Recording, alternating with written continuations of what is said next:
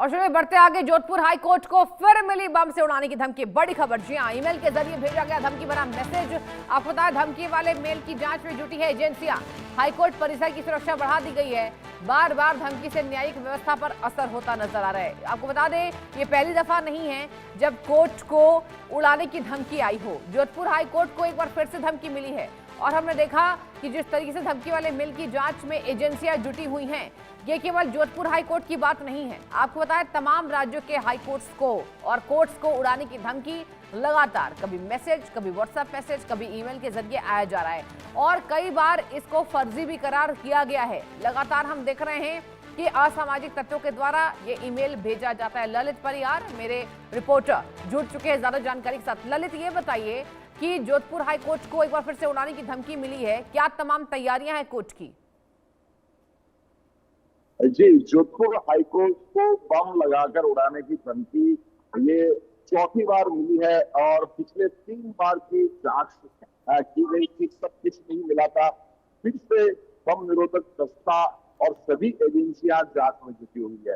हालांकि अभी हाईकोर्ट का समय 10:30 बजे से है और 10:30 बजे कोर्ट शुरू होगा। उससे पहले एजेंसियां पूरे भवन को, पूरे परिसर का एक एक कोना खुदरा तलाश कर रही है। बम निरोधक दस्ते, स्नीफर डॉग और सभी हाईकोर्ट परिसर को तलाश रहे हैं। बम की धमकी को पूरी तरह से गंभीरता से लिया गया। हालांकि इससे पहले जो 3 बार इतनी धमकी मिली, रजिस्ट्रार को मेल के जरिए धमकी मिली, हाईकोर्ट के रजिस्ट्रार को ऐसे मेल मिलते हैं और इस बार भी ऐसा ही मेल मिला है। देर रात में ये मेल मिला है और उसके बाद में ये तलाशी की जा रही है। हालांकि मेल कहां से आते हैं, इसके सोर्स का अब तक पता नहीं चल पाया है। ऐसी धमकियां पूरे देश में कभी हाईकोर्ट भवन को, कभी जो दूसरे न्यायालय हैं उनको, जो अलग अलग जगह पर राजस्थान में स्कूलों को, अलग अलग संस्थानों को, चाहे प्राइवेट हो चाहे सरकारी, ये धमकियां लगातार मिलती रही है। साइबर सेल इसके पीछे गहन जांच में जुटी है। इसका सोर्स पता किया जा रहा है कि आखिर ये धमकियां कहां से आ रही है। एक ही जगह से आती है या अलग अलग जगह से धमकियां आती हैं। हालांकि जो ईमेल मिला है उसका मजमून एक ही तरह का अब तक है।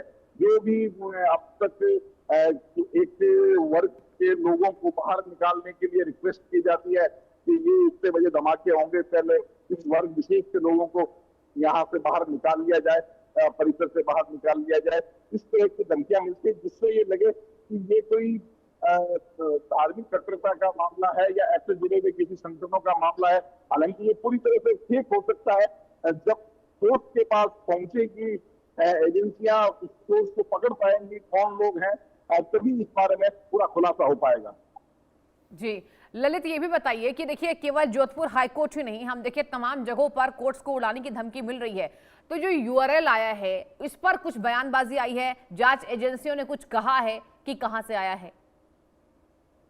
अभी जब तक जांच चल रही है, जब तक इस बारे में कोई स्टेटमेंट किसी की तरफ से कोई वर्जन नहीं मिला है। हालांकि जांच एक बार पूरी हो जाए और एक बार किस तरह से क्लियरेंस कर दिया जाए और देख जाए और उसके बाद में हाईकोर्ट का कामकाज शुरू हो जाए, तभी कोई अधिकारी इस बारे में बोल सकते हैं और बता सकते हैं कि इस तरह का मेल आया था और मेल मिलने के बाद में पूरी तरह से जांच की गई है और कुछ नहीं मिला है और जो मेल भेजने वाले हैं उनका पता किया जा रहा है। फिलहाल अभी किसी ने ऐसा कोई स्टेटमेंट नहीं दिया।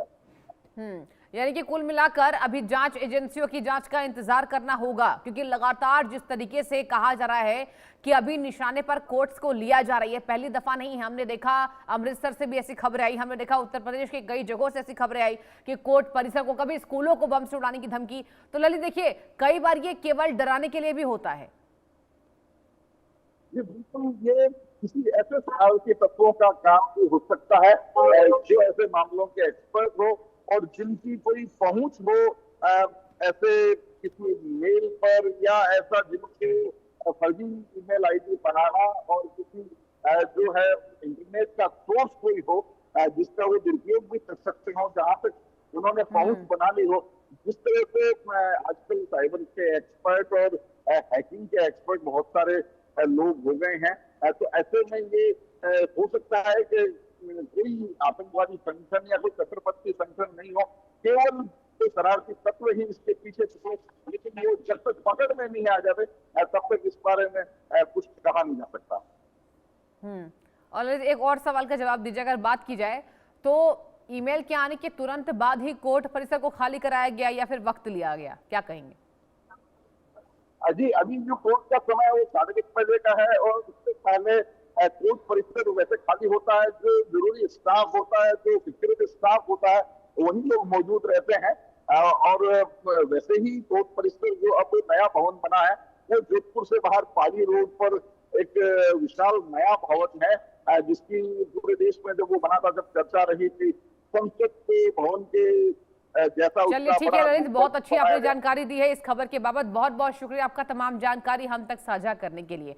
यहाँ रुकेंगे छोटे से ब्रेक के लिए, कहीं मत जाइए, देखते रहिए इंडिया न्यूज़।